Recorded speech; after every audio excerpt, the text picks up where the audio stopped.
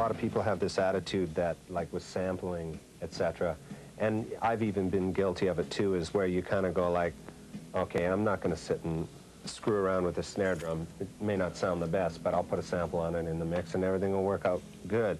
Whereas in this approach, what we did is like, we tried to match the drums every time we did a take. We spent time to make sure all the sounds were great. And actually getting the drum sound in the first place took quite a while, a lot longer than I usually do. But the results have been great. Like the other night I took home a tape and it was like there was no echo, no samples or anything, and it was a great drum sound. And that's the kind of stuff that, like, the approach to this album has been different for me too. Hey, he's helped a lot with sounds as far as getting a overall kind of powerful sound. We've always, me and Lars have always done most of this stuff, so as you can tell on Justice, you can, like Bob said, you can tell who mixed it, who was there for the mix. You know, it's all guitar and all drums. So we're going to try and get the other two guys in here this time. Was I reading where you, there was parts of the studio that you had reconstructed, or you? Yeah, well, you see over there, if you can see over there, that's James's guitar booth over there, and that's not up when we were doing the drums, but all along the walls up here, we brought in all these big, great sheets of plywood and stuff like that to really try and like liven up the room. We took down all the stuff that was hanging up in the ceiling, these kind of foamy things. Oh, yeah?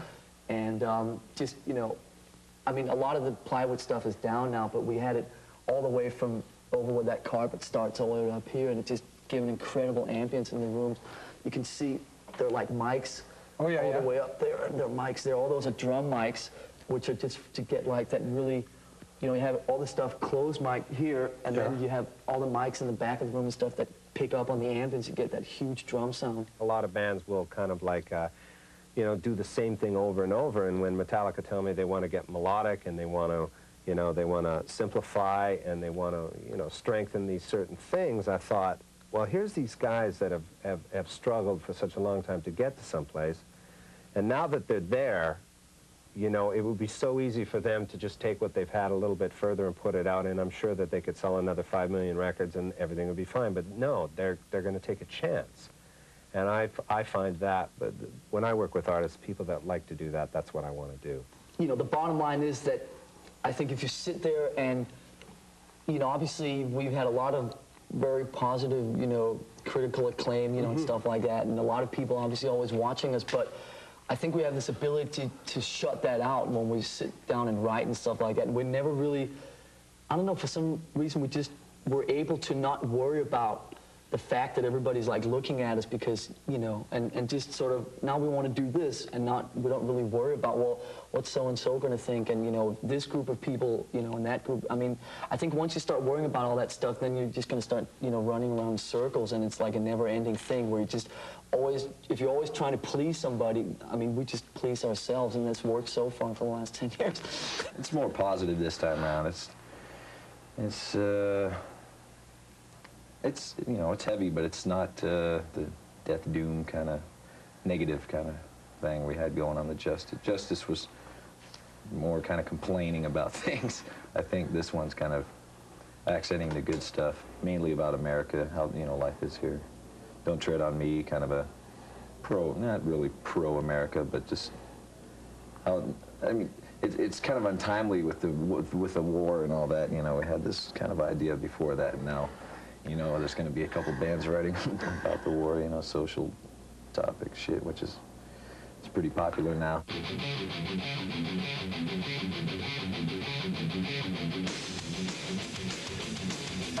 aggressive kind of music. I mean, it's not depressing or violent or anything. It's just a feel. It's very exhilarating. Great, everyone. Come to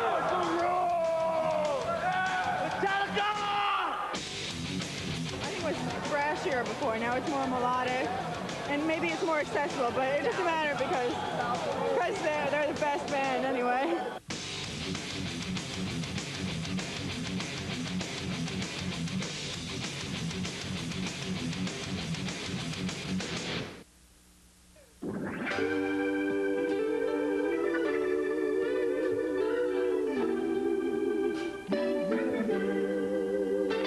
What do you got with you? Yeah. Well, we could chip in. I don't know.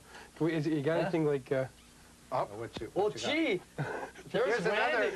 We never rehearsed this. This is Randy Staub. He's from another Toronto. Canadian. Yeah.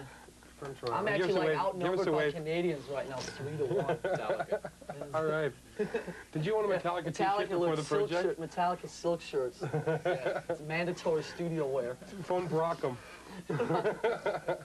So, what is this track we're gonna kind of listen to if we can hear Gee, it? I don't know, what is it? What is it? This is Sandman. Enter Sandman. Enter Sandman? From the mouth of Stout. No vocal on it yet. No? How heavy? I'll sing it for you. See how heavy it is? And of course, it's not mixed. So people at home and it's coming to your, it's like, it's just, There's no vocal. there's nothing here. You can hear there's nothing.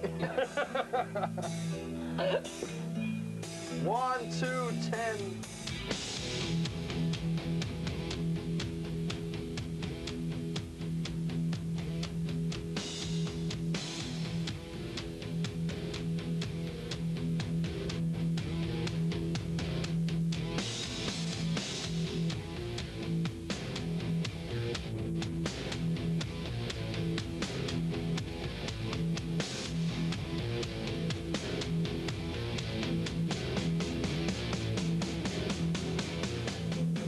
As you can see, they've mellowed out quite a bit. Yeah, quite a bit. Yeah. I'm almost falling asleep. But no, I can see what you mean. They've all slowed it down a bit and let you stretch out a bit. Is this what we talked Well, about I mean, earlier? as you can hear, the drums just kind of, Your feet aren't moving as much on the bass. yeah, and the drums are just kind of more getting a kind of a groove thing going and not being so busy. And, you know, it's something I really wanted to do from the beginning with all the songwriting and stuff like that. And I think it's come together really well. The guitars speak, do all the talking, and the drums just kind of hang in the background and keep the time and stuff, and I'm really happy about that.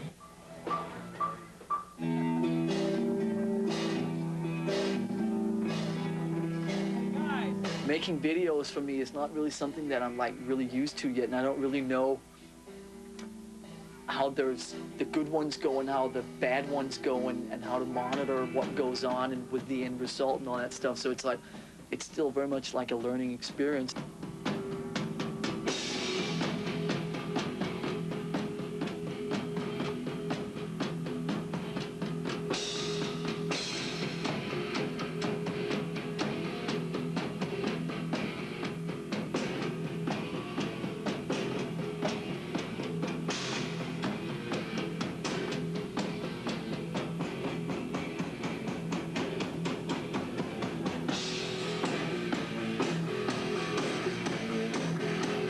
The feeling was that the footage that we got of the band was something that was definitely cool, and it was very unique. Is this going to be... Well, we can roam, but I want to concentrate on this, or we can roam around. You know, you want to play... Well, I mean, Hang on. I could just, you know, most of the shit, I'll just be doing this, you know. Do that.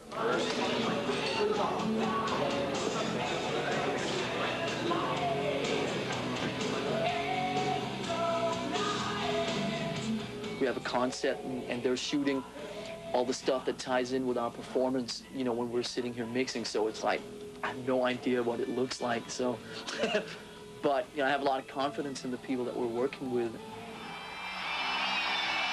The bottom line is that a year ago when we started writing these songs and had, you know, started getting like the visions for the record and stuff like that, you know, it turned out like I had expected times about 10.